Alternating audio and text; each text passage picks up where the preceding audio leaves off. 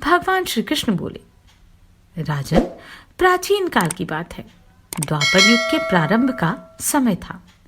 महिष्मतीपुर में राजा महिजीत अपने राज्य का पालन करते थे, किंतु उन्हें कोई पुत्र नहीं था। इसलिए वह राज्य उन्हें सुखदायक नहीं प्रतीत होता था। अपनी अवस्था अधिक देख राजा को बड़ी चिंता हुई। उन्होंने प्रजावर्ग में बैठकर इस प्रकार कहा, प्रजाजनों, इस जन्म में मुझसे कोई पातक नहीं हुआ। मैंने अपने खजाने में अन्याय से कमाया हुआ धन नहीं जमा किया। ब्राह्मणों और देवताओं का धन भी मैंने कभी नहीं दिया। प्रजा का पुत्रवत पालन किया, धर्म से पृथ्वी पर अधिकार जमाया तथा दुष्टों को वे बंधु और पुत्रों के समान ही क्यों ना हो दंड दिया है। शिष्ट पुरुषों का सदा सम्मान किया और किसी को द्वेष का पात्र नहीं समझा। फिर क्या कारण है जो मेरे घर में आज तक पुत्र उत्पन्न नहीं हुआ? आप लोग इसका विचार करें। राजा के ये वचन सुनकर प्रजा और पुरोहितों के साथ ब्राह्मणों ने उनके हित का विचार करके गहन वन में प्रवेश किया। राजा का कल्याण चाहने वाले वे सभी लोग इधर उधर घूमकर ऋषि सेवित आश्रमों की तलाश करने लगे। इतने ही में उन्हें मुनिश्रेष्ठ लोमश का दर्शन हुआ। लोमशी धर्म के तत्वज्ञ, संपूर्ण शास्त्रों के विशिष्ट विद्वान, दीर्घायु और महात्मा हैं। उनका शरीर लोम से भरा हुआ है। वे ब्रह्मा जी के समान तेजस्वी हैं।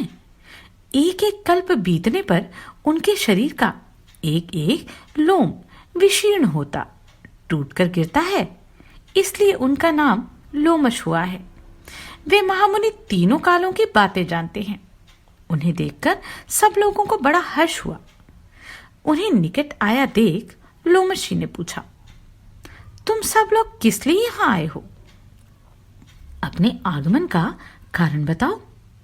तुम लोगों के लिए जो हितकर कार्य होगा उसे मैं अवश्य करूंगा।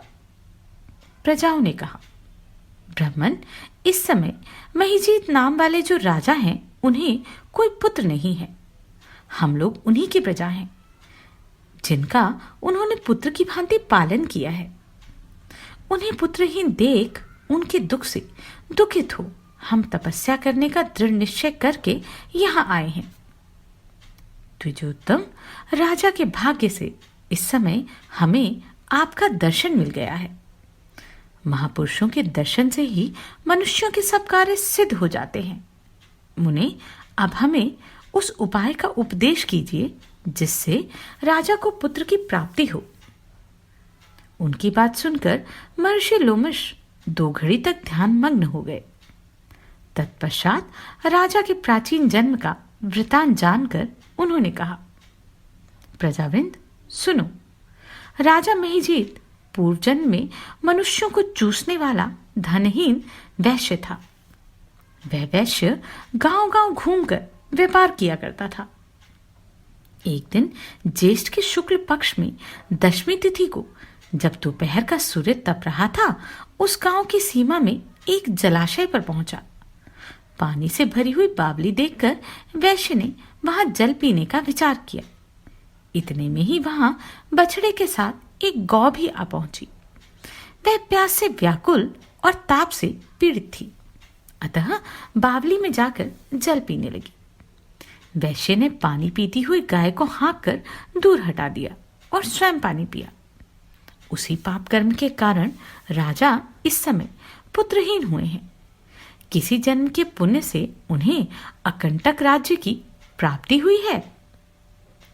प्रजाओं ने कहा, मुने, पुराण में सुना जाता है कि प्रायश्चित रूप पुण्य से पाप नष्ट हो जाता है।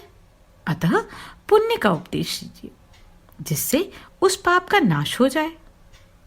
लोमशी बोले, प्रजाजनों, श्रावण मास के शुक्ल पक्ष में जो एकादशी होती है वह पुत्रदा के नाम से विख्यात है। वह मनोवांछित फल प्रदान करने वाली है। तुम लोग उसी का व्रत करो। यह सुनकर प्रजाओं ने मुनि को नमस्कार किया और नगर में आकर विधि पूर्वक पुत्रदा एकादशी के व्रत का अनुष्ठान किया।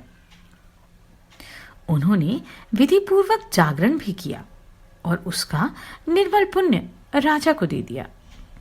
तत्पश्चात रानी ने गर्भ धारण किया और प्रसव का समय आने पर बलवान पुत्र को जन्म दिया। इसका महात्म्य सुनकर मनुष्य पाप से मुक्त हो जाता है तथा इहलोक में सुख पाकर परलोक में स्वर्गीय गति को प्राप्त करता है।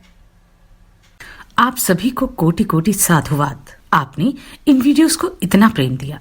नमस्कार, मैं आभा शर्मा जावास।